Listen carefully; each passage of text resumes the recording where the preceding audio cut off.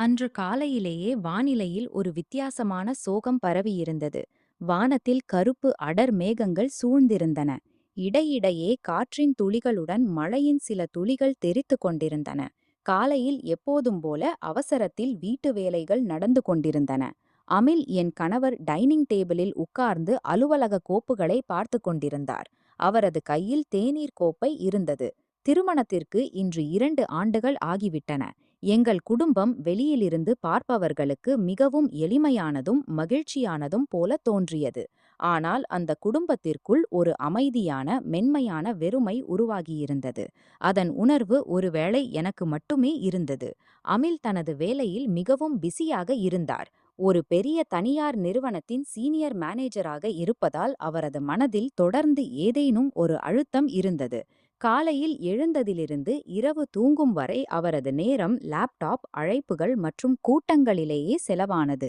சோனம் என்று கேட்டதும் அமில் தேநீரின் கடைசி மூட்டை குடித்துவிட்டு ஆமாம் சொல்லு என்றார். நான் சமையலறையிலிருந்து வெளியே வந்து இன்று எனக்கு கிளையண்ட் மீட்டிங்கிற்காக வேறொரு நகரத்திற்கு செல்ல வேண்டும். நான் இப்போதே புறப்படுகிறேன். வரும்போது இன்று மிகவும் இரவு ஆகிவிடும். ஒருவேளை இரவு 12 அல்லது 1 மணி கூட ஆகலாம். நீ என் காத்திருந்து உட்காராதே. சரியான நேரத்தில் சாப்பிட்டுக்கொள். முக்கிய கதவின் சங்கிலியை சரியாக போட்டுக்கொள். புரிந்ததா என்று தனது வழக்கமான வறண்ட வேலை சார்ந்த அறிவுரைகளை கொடுத்தார். அட, ஆனால் இன்று மழை இவ்வளவு பெய்கிறது.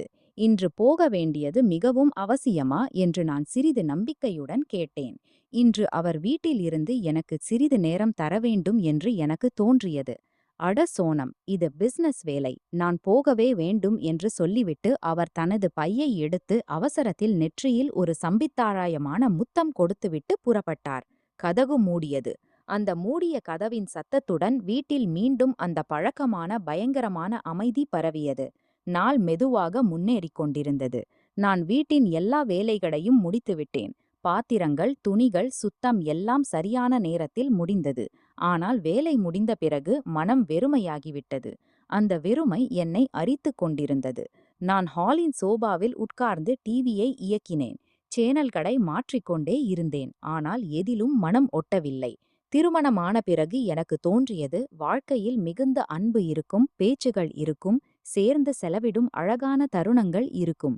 ஆனால் உண்மையில் என்ன இருந்தது? ஒரு பெரிய வீடு, மின்னும் தளபாடங்கள், எல்லா வசதிகளும். அந்த எல்லாவற்றிலும் தனியாக இருந்த நான்.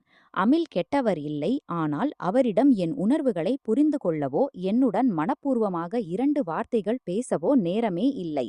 மாலை ஆனது. வெளியே இருள் மேலும் அடர்ந்தது. மழையின் வேகம் அதிகரித்தது. மின்னலின் இடிகள் தொடங்கின. ஜன்னலிலிருந்து வந்த குளிர்ந்த காற்று உடலில் ரோமங்களை நிமிர்த்தியது. நான் எனக்காக ஒரு கோப்பை தேநீர் தயாரித்து ஜன்னல் அருகே நின்று வெளியே பார்த்து கொண்டிருந்தேன்.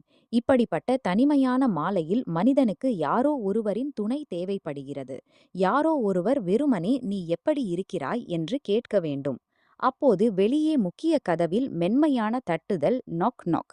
நான் திடுக்கிட்டேன். இந்த நேரத்தில் யார் இருக்க முடியும்? அமில் இவ்வளவு சீக்கிரம் திரும்ப வர முடியாது. நான் தேநீர் கோப்பையை பக்கத்தில் வைத்து ஓடுனியை சரி செய்து மெதுவாக கதவு அருகே சென்றேன். யார் என்று உள்ளே இருந்தே கேட்டேன். பாத்தி, நான் நீல் என்று வெளியிலிருந்து ஒரு பையனின் மரியாதையான குரல் வந்தது. நான் நிம்மதியான மூச்சை விட்டு கதவை திறந்தேன். முன்னால் நீல் நின்றிருந்தான். நீல் எங்கள் அண்டை வீட்டு பையன். இப்போதுதான் அவனது பட்டப்படிப்பு முடிந்திருந்தது. ஒரு இடத்தில் பார்ட் டைம் வேலை செய்து கொண்டு 1 2 கோர்ஸ்களும் படித்து கொண்டிருந்தான். தோற்றத்தில் மிகவும் எளிமையானவன், அமைதியானவன், புத்திசாலி. அவனது கண்களில் எப்போதும் ஒரு வித்தியாசமான மரியாதை நிறைந்த ஒளி இருந்தது. அவன் எப்போது சந்தித்தாலும் மிகுந்த மரியாதையுடன் பேசுவான். அட நீல், வா, என்ன ஆயிற்று என்று நான் கதவை முழுவதுமாக திறந்து சிரித்து கேட்டேன். நீலின் கையில் ஒரு பெரிய செப்புக்குடம் இருந்தது. வெளியே பெய்த மழையால் அவனது முடி சிறிது நனைந்திருந்தது. அவனது முகத்தில் ஒரு கூச்ச உணர்வு இருந்தது. சோனம் பாத்தி, நமஸ்தே. உண்மையில் இந்த நேரத்தில் வர மிகுந்த கூச்சம்தான் என்று அவன் தயங்கி பேசினான். அட, அதில் என்ன இவ்வளவு கூச்சம்? சொல், என்ன வேலை? எங்கள் வீட்டில் குடிநீர் தீர்ந்துவிட்டது. அம்மா சொன்னால் அண்டை வீட்டு பாத்தியிடம் சிறிது தண்ணீர் கொண்டு வா. எங்கள் கட்டிடத்தின் தொட்டி நிரம்ப இன்னும் 1 2 மணி நேரம் ஆகும் என்று அவன் கையில் இருந்த செப்புக் குடத்தை காட்டி அப்பாவியாக சொன்னான். அட தேவே, அதில் என்ன கேட்க? தண்ணீர் தானே வேண்டும். "வா, உள்ளே வா" என்று நான் பக்கத்தில் நகர்ந்து அவனுக்கு உள்ளே வர இடம் கொடுத்தேன். நீல் உள்ளே வந்தான். அவன் வீட்டில் கால் வைத்ததும் எனக்கு ஒரு உணர்வு வந்தது. வீட்டில் பரவியிருந்த அந்த உயிரைக் கொல்லும் அமைதி திடீரென மறைந்துவிட்டது. அவன் இருப்பதால் வளிமண்டலத்தில் ஒரு வித்தியாசமான உயிரோட்டத்தின் அரவணைப்பு பரவியது. அவன் ஹாலில் நின்று சுற்றிலும் பார்த்தான். வீட்டின் அந்த அமைதி ஒருவேளை அவனுக்கும் தெரிந்திருக்கும். "நான் சமையலறையிலிருந்து தண்ணீர் நிரப்பிக் கொண்டு வருகிறேன். நீ சோபாவில் உட்கார்" என்று நான் சொன்னேன். "இல்லை இல்லை பாத்தி, நானும் உங்களுடன் வருகிறேன்" என்று சொல்லி அவன் என் பின்னால் சமையலறை நோக்கி நடக்கத் தொடங்கினான். ஒரு கணம் கூட எனக்கு யூகம் இல்லை. வெறுமனே ஒரு செப்புக்குடம் தண்ணீர் எடுக்க வந்த இந்த அண்டை வீட்டுப் பையன் இன்று என் வாழ்க்கையின், என் உணர்வுகளின் இந்த அமைதியான இரவின் திசையை முழுவதுமாக மாற்றிவிடப் போகிறான் என்று. நீல் என் பின்னால் பின்னால் சமையலறைக்கு சமையலறையின் விளக்கு சிறிது மங்கலாக இருந்தது. வெளியே மழை இன்னும் பலமாக பெய்து கொண்டிருந்தது. ஜன்னல் கண்ணாடியில் தண்ணீர் துளிகள் சறுக்கிக் கொண்டிருந்தன. அந்த வளிமண்டலத்தில் ஒரு வித்தியாசமான தனிமை அடர்ந்தது. "நீல், நீ இங்கே நில். நான் குடத்தை நிரப்பித் தருகிறேன்" என்று நான் சிரித்துச் சொல்லி அவனது கையிலிருந்து குடத்தை எடுக்க முன் கை நீட்டினேன். அவன் குடத்தை என் பக்கம் நகர்த்தினான். குடத்தை பிடிக்கும்போது முற்றிலும் அறியாமல் நீலின் விரல்கள் என் உள்ளங்கையை தொட்டன. அந்த தொடுதல் வெறும் சில வினாடிகள்தான். ஆனால் என் உடலில் மின்னல் போன்ற மின்னோட்டம் ஓடியது. திருமணத்திற்கு பிறகு இந்த 2 ஆண்டுகளில் அமிலின் தொடுதல் எனக்கு பழக்கமானதும் சம்பிரதாயமானதும் ஆகிவிட்டிருந்தது. ஆனால் நீலின் அந்த எதிர்பாராத மென்மையான தொடுதலில் ஒரு வித்தியாசமான உயிரோட்டம் இருந்தது. நான் விரைவாக கால் பின்னால் இழுத்தேன். மனதில் ஒரு விசித்திரமான துடிப்பு தொடங்கியது. நான் பார்வையை தாழ்த்தி குழாயின் கீழ் குடத்தை வைத்தேன். தண்ணீரின் சத்தம் முழு சமையலறையிலும் ஒலித்தது. நான் தண்ணீர் நிரப்புவதில் கவனம் செலுத்த முயன்றேன். ஆனால் எனக்கு தெளிவாக உணர்ந்தது, நீலின் கண்கள் என் மீதே ஒட்டிக் கிடந்தன. "அமில் தாத்தா இன்று தெரியவில்லையே. வழக்கமாக இந்த நேரத்தில் அவருடைய கார் கீழே தெரியும்" என்று நீல் அமைதியான குரலில் கேட்டான். அவனது குரலில் எந்த கெட்ட நோக்கமும் இல்லை. ஒரு இயல்பான ஆர்வம் மட்டும் இருந்தது. "அவர் இன்று வேலை காரணமாக வேறொரு நகரத்திற்கு சென்றிருக்கிறார். வரும்போது மிகவும் இரவு ஆகும். ஒருவேளை 1-2 மணிக்கூட ஆகலாம்" என்று நான் குழாயை அடைத்து குடத்தை எடுத்து மீண்டும் அவன் பக்கம் திரும்பினேன். "ஓஹோ, அப்படியானால் நீங்கள் இன்று முழு இரவும் வீட்டில் தனியாகத்தான் இருக்கிறீர்கள்" என்று அவன் இந்த கேள்வியை கேட்டபோது அவனது குரலில் ஒரு வித்தியாசமான அக்கறையும் நெருக்கமும் இருந்தது. அவனது அந்த ஒரு வாக்கியம் என் மனதில் நிறைந்திருந்த எல்லா உணர்வுகளையும் கிளறிவிட்டது. "ஆமாம், பெருமூச்சு விடுகிறாள். ஆமாம், பழகிவிட்டது இப்போது" என்று நான் சிறிது சிரிக்க முயன்றேன். ஆனால் அந்த சிரிப்பு மிகவும் வெளிரியதாக இருந்தது. என் குரலில் இருந்த சோகம் நீல் போன்ற புத்திசாலி பையனுக்கு மறைக்க முடியவில்லை. "பழகிவிட்டதா அல்லது பழக்கிக் கொண்டாயா பாத்தி" என்று நீல் நேரடியாக என் கண்களில் பார்த்து கேட்டான். அவனது இந்த கேள்வியால் நான் அங்கேயே திகைத்துப் போனேன். குடம் என் கையில் அப்படியே இருந்தது. "நீல், நீ என்ன சொல்கிறாய்" என்று நான் பயந்து பேசினேன். "சோனம் பாத்தி, நான் தினமும் பார்க்கிறேன் உங்களை" என்று நீல் மெதுவாக ஒரு அடி முன்னேறி பேசினான். "நீங்கள் மாலையில் ஜன்னலில் நிற்கும்போது உங்கள் முகத்தில் ஒரு அதீத தனிமை இருக்கும். தாத்தா எப்போதும் வேலையில் பிஸியாக இருப்பார். உங்கள் பக்கம் பார்க்கவோ உங்களுடன் 2 வார்த்தைகள் பேசவோ அவருக்கு நேரமே இருக்காது. இந்த வீடு எவ்வளவு பெரியதாக இருந்தாலும் இதில் நீங்கள் மிகவும் தனியாக போய்விட்டீர்கள். உண்மைதானே?" அவனது இந்த வார்த்தைகளை கேட்டதும் என் கண்களில் அறியாமல் தண்ணீர் வந்துவிட்டது. பல மாதங்களாக மனதில் அடக்கி வைத்திருந்த துக்கத்தின் பையை இன்று ஒரு கணத்தில் காலி செய்தது போல தோன்றியது. நான் என் மீதே ஒப்புக்கொள்ள பயந்த விஷயங்களை 23 வயது பையன் ஒரு அடியில் அடையாளம் காட்டிவிட்டான். "அப்படி ஒன்றும் இல்லை நீல். நீ தவறாக புரிந்து கொள்கிறாய்" என்று நான் கண்களின் தண்ணீரை மறைக்க முகத்தை வேறு பக்கம் திருப்பினேன். ஆனால் நீல் பின்வாங்கவில்லை. அவன் மெதுவாக கையில் இருந்த குடத்தை பக்கத்து ஓரத்தில் வைத்தான். "இப்போது எங்களுக்கு இடையே அதிக தூரம் மிஞ்சவில்லை. நான் எந்த தவறான புரிதலும் செய்யவில்லை பாத்தி" என்று நீலின் குரல் இப்போது மேலும் மென்மையாகவும் மெதுவாகவும் ஆனது. "மனிதனுக்கு பணத்தை விட, வசதிகளை விட அன்பும் ஒரு அரவணைப்பான துணையும் அதிகம் தேவை. உங்களுக்கு யாரோ ஒருவர் வேண்டும். உங்கள் உணர்வுகளை புரிந்து கொள்ளும், உங்களை சிரிக்கும் பேசும் நிலையில் பார்க்கும் ஒருவர்." நீலின் வார்த்தைகளில் அவ்வளவு நேர்மை இருந்தது. எனக்கு அவன் மீது கோபம் வரவில்லை. மாறாக அவன் இன்னும் பேசட்டும் என்று தோன்றியது. நான் அவன் பக்கம் பார்த்தேன்.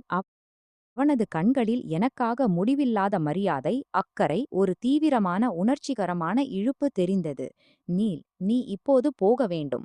மழையும் அதிகரிக்கிறது. யாராவது பார்த்தால் நன்றாக இருக்காது என்று நான் மிகச் சிறிய, நடுங்கும் குரலில் பேசினேன். உங்களுக்கு உண்மையில் உள்ளே இருந்து அப்படி தோன்றுகிறதா, நான் போக வேண்டும் என்று நீல் என் மிக அருகே வந்து நேரடியாக என் கண்களில் பார்த்து கேட்டான். அவனது இந்த கேள்வி என் மனதின் எல்லா கட்டுப்பாடுகளையும் உடைத்துவிட்டது. நான் எந்த பதிலும் சொல்ல முடியவில்லை. வெறுமனே எங்கள் மூச்சுகள் ஒருவரை ஒருவர் தொடத் தொடங்கின. சமையலறையின் மங்கலான வெளிச்சம் எங்களுக்கு இடையே உருவாகிக் கொண்டிருந்த இந்த புதிய மென்மையான உறவின் சாட்சியாக இருந்தது. உங்களுக்கு உண்மையில் உள்ளே இருந்து அப்படி தோன்றுகிறதா, நான் போக வேண்டும் என்று?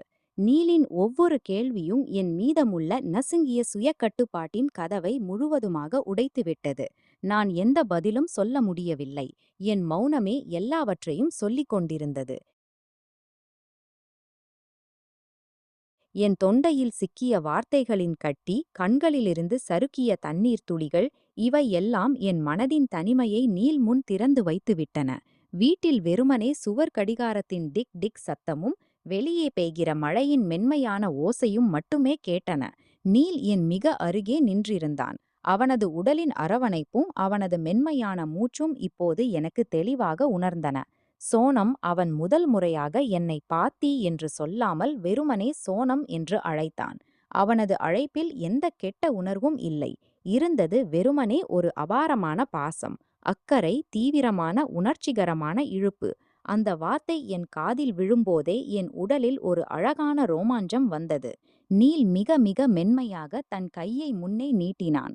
அவனது விரல்கள் என் கன்னத்தில் பரவியிருந்த முடியின் சுருளை பின்னால் தள்ளின. அவனது அந்த மென்மையான தொடுதல் என் தோளில் பட்டதும் என் கண்களிலிருந்து ஒரு கண்ணீர் சறுக்கி அவனது கையில் விழுந்தது. நீல் மிகுந்த அன்புடன் அந்த கண்ணீரை தன் கட்டைவிரலால் துடைத்தான்.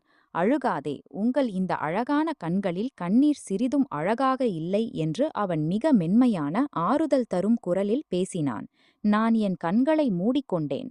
பல மாதங்களாக, ஒருவேளை ஆண்டுகளாக நான் இப்படிப்பட்ட தொடுதலுக்காக, இப்படிப்பட்ட அக்கறை நிறைந்த வார்த்தைகளுக்காக தாகமடைந்திருந்தேன். அமிலின் முன்னிலையில் எனக்கு ஒரு மனைவியாக உரிமை இருந்தது. ஆனால் நீலின் இந்த தொடுதலில் எனக்கு ஒரு பெண்ணாக என் இருப்பை உணர முடிந்தது. நான் கண்களை திறந்து நீல் பக்கம் பார்த்தேன். அவனது கண்களில் எனக்காக முடிவில்லாத அன்பின் கடல் தெரிந்தது. நான் அறியாமல் என் கையை அவனது மார்பில் வைத்தேன். அவனது துடிப்பும் என் இதயத்தைப் போலவே பிரம்மாண்டமான வேகத்தில் ஓடிக்கொண்டிருந்தது. நீல் என்னை மெதுவாக தன் அரவணைப்பில் கைகளில் இழுத்து கொண்டான். அந்த அரவணைப்பு எந்த இச்சையாலும் நிரப்பப்படவில்லை. அது இருந்தது இரண்டு தனியாகப் போன உயிர்களின் ஒருவருக்கொருவர் கொடுத்த ஆறுதல். அவனது அந்த அரவணைப்பான அரவணைப்பு எனக்கு அவ்வளவு பாதுகாப்பாக தோன்றியது. நான் என் தலையை அவனது மார்பில் சாய்த்தேன். பல நாட்களாக நிறைந்திருந்த எல்லா அழுத்தமும், மனசோர்வும், அந்த உயிரை கொல்லும் தனிமையும் அந்த ஒரு அரவணைப்பில் கரைந்து போகத் தொடங்கின. அவன் என் இரு கைகளையும் தன் கைகளில் எடுத்து மெதுவாக சோபா நோக்கி அழைத்து சென்றான். நாங்கள் இருவரும் சோபாவில் அருகருகே உட்கார்ந்தோம். வெளியே மழையின் வேகம் இன்னும் அதிகரித்திருந்தது. மின்னலின் மினுமினுப்பு ஜன்னல் கண்ணாடியிலிருந்து உள்ளே வந்தது. ஆனால் உள்ளே எங்கள் மனதில் ஒரு வித்தியாசமான அமைதி பரவியிருந்தது. உங்களுக்கு தெரியுமா சோனம், நான் பல நாட்களாக உங்களை தூரத்திலிருந்து பார்த்து கொண்டிருந்தேன் என்று நீல் என் விரல்களில் தன் விரல்களை பின்னி பேசினான்.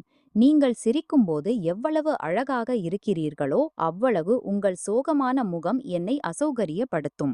எனக்கு எப்போதும் தோன்றும் நான் வந்து உங்களுடன் பேச வேண்டும் என்று. ஆனால் கூச்சம் வரும். இன்று எப்படி வந்தாய் என்று நான் அவனது கண்களில் பார்த்து ஒரு மென்மையான சிரிப்புடன் கேட்டேன். இன்று ஒருவேளை மழையும் இந்த தனிமையும் எனக்கு துணிச்சல் கொடுத்தன என்று நீல் சிரித்து பதிலளித்தான். அவன் மெதுவாக தன் தலையை என் தோளில் சாய்த்து என் கையை பிடித்து இறுக பிடித்தான். நாங்கள் இருவரும் சிறிது நேரம் எதுவும் பேசவில்லை. அந்த அமைதியிலும் ஒரு பெரிய உரையாடல் நடந்து கொண்டிருந்தது. எங்கள் மூச்சுகள் ஒருவருக்குள் ஒருவர் கலந்தன. நீல் என் முகத்தை மெதுவாக கையின் உள்ளங்கையில் எடுத்து என் நெற்றியில் ஒரு மிக மென்மையான, அரவணைப்பான நீண்ட முத்தம் கொடுத்தான். அந்த தொடுதலால் என் முழு உடலிலும் மனதிலும் ஒரு எல்லையற்ற திருப்தியின் அலை எழுந்தது. அந்த தருணம் எனக்கு வெறுமனே ஒரு உடல் ரீதியான நெருக்கத்தின் தருணம் அல்ல. அது ஒரு மனரீதியான உணர்ச்சிகரமான மறுபிறப்பு போன்றது. அந்த தனிமையில் நாங்கள் இருவரும் ஒருவருக்கொருவர் சகவாசத்தில் அத்தகைய திருப்தியை அனுபவித்தோம். அங்கு உலகின் எல்லா விதிகளும் பின்னால் தங்கிவிட்டன. மீதமிருந்தது மனதின் ஒருவருக்கொருவர் ஏற்பட்ட அழகான இணைவு மட்டுமே. நீல் என்னை அந்த மாலையிலிருந்து தொடங்கிய தனிமை மற்றும் பல நாட்களின் சோகத்திலிருந்து முழுமையாக விடுவித்து விட்டான். கடிகாரம் இரவு 12 மணியை அடித்தது. அந்த மெல்லிய சத்தம் எனக்கு நேரத்தை உணர்த்தியது. வெளியே மழையின் வேகம் இப்போது மிகவும் குறைந்துவிட்டது. கூரையிலிருந்து விழும் சொட்டுகளின் சத்தம் மட்டுமே கேட்டுக்கொண்டிருந்தது. நான் மெதுவாக கண்களை திறந்தேன். நீல் இன்னும் என் பக்கத்தில் அமர்ந்திருந்தான். அவன் ஒரு கையில் என் கை இருந்தது.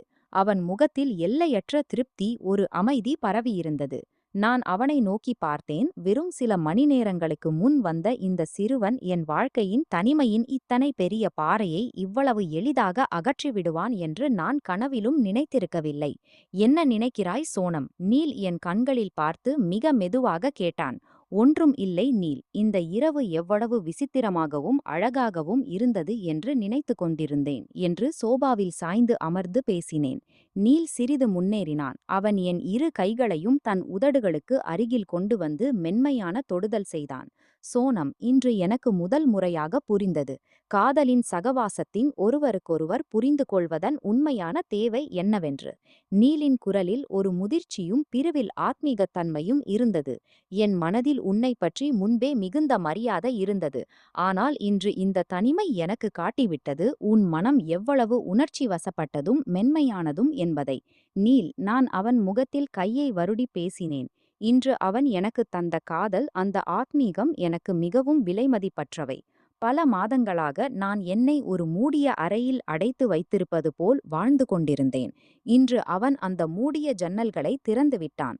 நான் என் மனதை ஆராய்ந்தேன். ஆச்சரியமான விஷயம் என்னவென்றால், என் மனதில் எந்த குற்ற உணர்ச்சியும் இல்லை. ஏனென்றால் நீல் என்னை எந்த இச்சையாலும் அல்ல, மிகவும் தூய்மையான உணர்வுகளால் ஏற்றுக்கொண்டான். என் மனம் தாகமாயிருந்த அந்த திருப்தி அவன் சகவாசத்தில் கிடைத்துவிட்டது. அமில் தாத்தா, வரும் நேரம் ஆகிவிட்டதுதானே? நீல் கடிகாரத்தை பார்த்து கேட்டான். ஆம், வெளியிலிருந்து 1 முதல் 2க்குள் வந்து விடுவார்கள் என்று சொல்லியிருந்தார்கள் என்று நான் பெருமூச்சு விட்டு சொன்னேன். நீல் மெதுவாக எழுந்தான். அவன் சிதறியிருந்த முடியை சரி செய்து உடைகளை ஒழுங்காக செய்தான். அவன் போகத் திரும்பினான். ஆனால் மீண்டும் திரும்பினான். அவன் என் நெற்றியில் மீண்டும் ஒருமுறை அன்பான தொடுதல் செய்தான். நான் போகிறேன் சோனம், ஆனால் ஒரு விஷயத்தை எப்போதும் நினைவில் வைத்துக்கொள். நீ இந்த வீட்டில் ஒருபோதும் தனியாக இல்லை.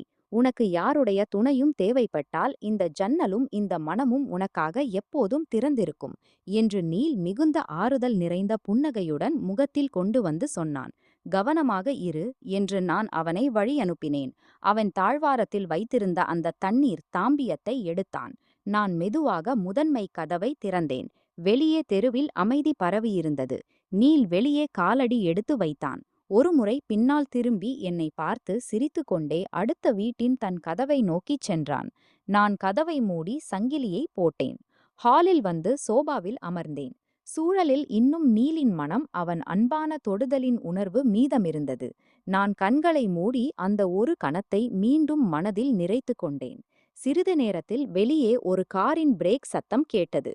அமில் வந்துவிட்டார்கள். அவர்கள் வெளியிலிருந்தே கதவின் சங்கிலியை தட்டினார்கள். நான் எழுந்து முகத்தை சுத்தமாக கழுவி துப்பட்டாவை சரிசெய்து முதன்மை கதவை திறந்தேன். எதிரே அமில் நின்றிருந்தார்கள். முகத்தில் சோர்வு, கையில் அலுவலக பை, கண்களில் வேலையின் பதற்றம் தெளிவாக தெரிந்தது. மிகவும் தாமதமாகிவிட்டதே சோனம். வழியில் மழை மிகுதியாக இருந்தது. டிராஃபிக்கும் பிறங்கக்கும் இருந்தது என்று அவர்கள் சோர்வான குரலில் பேசினார்கள். ஆம், மழை மிகுதியாக இருந்தது என்று நான் மிகவும் அமைதியாக பேசினேன். நீ சாப்பிட்டாயா? கதவை நன்றாக மூடியிருந்தாயா என்று அவர்கள் பையை சோபாவில் எறிந்து எப்போதும் போல கேட்டார்கள். ஆம், நான் சாப்பிட்டு விட்டேன். நீங்கள் ஃப்ரெஷ் ஆகிவிடுங்கள், நான் சாப்பாட்டை சூடாக்குகிறேன் என்று நான் சமையலறைக்குச் செல்லும்போது பதிலளித்தேன். அமில் குளியலறைக்குச் சென்றார்கள். நான் சமையலறை ஜன்னல் அருகே நின்றேன். வெளியே மழை இப்போது முழுமையாக நின்றுவிட்டது. மேகங்களுக்கு பின்னால் இருந்து ஒரு சந்திரன் மெதுவாக வெளியே வந்து கொண்டிருந்தான். குளிர்ந்த இனிய காற்று வீசிக்கொண்டிருந்தது. நான் ஜன்னலில் இருந்து வெளியே பார்த்தேன். அடுத்த வீட்டின் நீலின் அறையின் ஜன்னல் சிறிது திறந்திருந்தது. அங்கே மங்கலான விளக்கு எரிந்து கொண்டிருந்தது. அமில் வேலையிலிருந்து திரும்பிவிட்டார்கள். உலகம் மீண்டும் எப்போதும் போல ரூட்டினுக்கு வரப்போகிறது. ஆனால் என் மனதில் இருந்த அந்த கரிய, அடர்ந்த அமைதி இப்போது மீதமில்லை. அந்த அடுத்த வீட்டுச் சிறுவன் வெறும் ஒரு தாம்பியம் தண்ணீர் எடுக்க வரவில்லை. போகும்போது என் வாழ்க்கையின் தனிமையின் வெறுமையை அழித்து உணர்வுகளின் நிறங்களை நிரப்பிவிட்டான். நன்றி. மேலும் எங்கள் சேனல் பிரியங்கா யாதவை சப்ஸ்கிரைப் செய்ய மறக்காதீர்கள்.